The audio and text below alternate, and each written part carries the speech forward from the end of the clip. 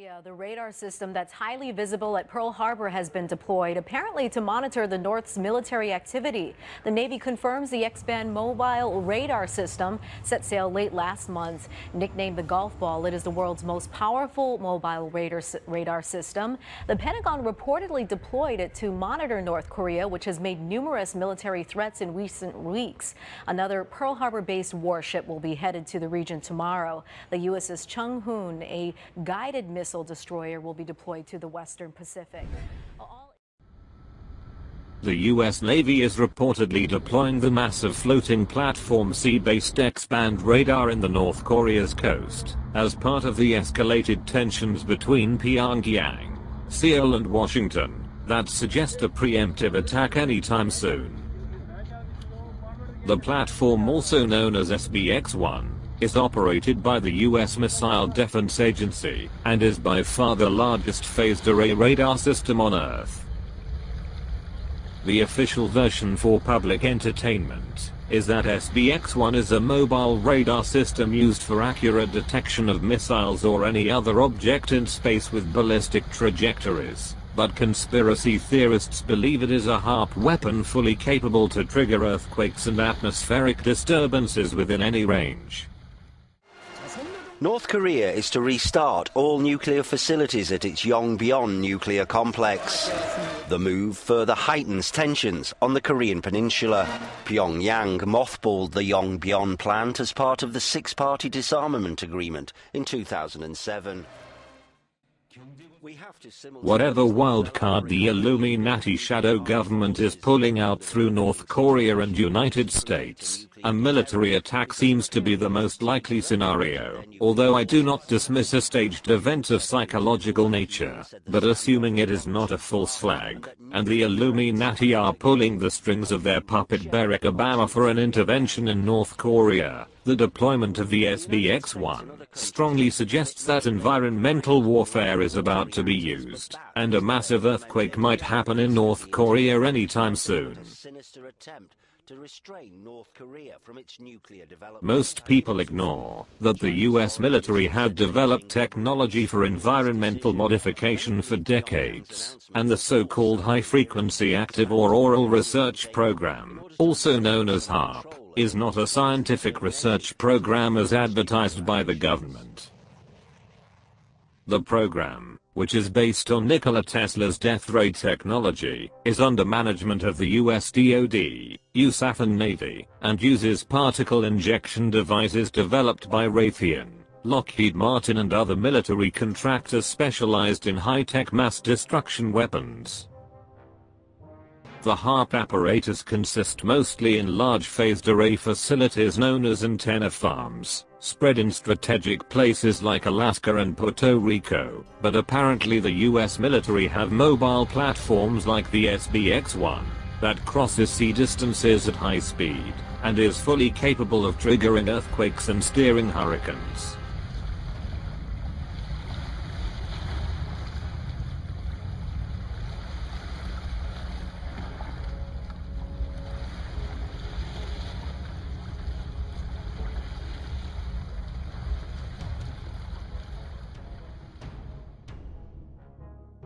If you are not entirely familiar with this subject, and how HAARP technology is used for environmental warfare, in 2008 the late physicist Dr. Minno Freund, whom was Director for Advanced Aerospace Materials and Devices at NASA's Ames Research Center in California, publicly admitted the relation between electrical disturbances on the planet's ionosphere and earthquakes.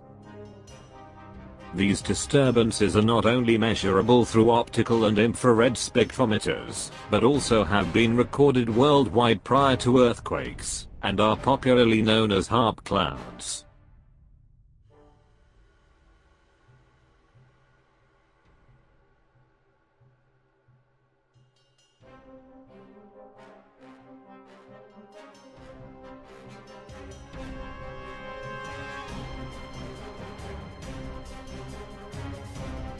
Dr. Freund was part of a team of NASA scientists working with experiments for manipulating the structure and measuring levels of stress of rocks, through high-intensity ultrasound waves, which certainly have military applications, and proves the existence of environmental modification programs of the US government.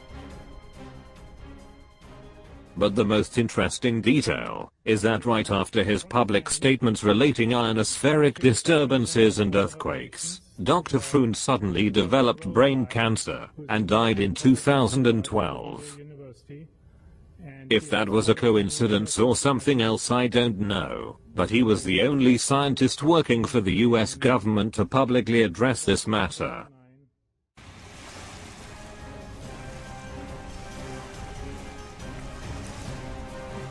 According to other scientists who investigated how HAARP is used as environmental warfare, such as Dr. Nick Begich and the late Dr. Rosalie Bertel, the high-powered radio transmitters at the antenna farms fire a massive amount of low-frequency microwaves onto the planet's ionosphere, which heats and reacts, firing back the ionized particle beams onto areas that may or not be military targets.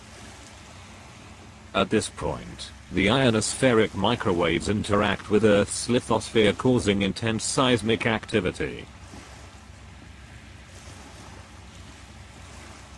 According to non-confirmed sources, the SBX-1 was conducting exercises in the coast of Miami one day prior to the 7.0 earthquake that destroyed Haiti in 2010.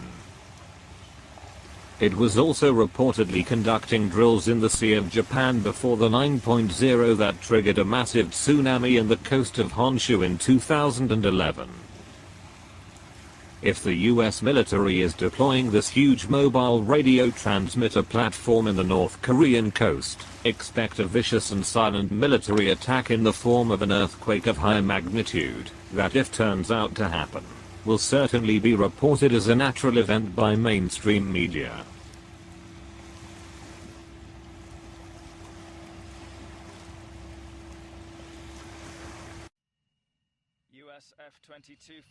Considering that the North Korean government still did not attack South Korea or any North American target for what it's worth, a conventional preemptive strike will severely damage Obama's public image, and probably drag China and Russia into the matter. So the odds are that the US military will carry out an unconventional attack with secret technologies such as HAARP. If so, what consequences it will bring, only time will tell. Korea's new president vowed to retaliate in the event of an attack. The country's rules of engagement have also been changed recently to enable a quicker response from local units, bypassing central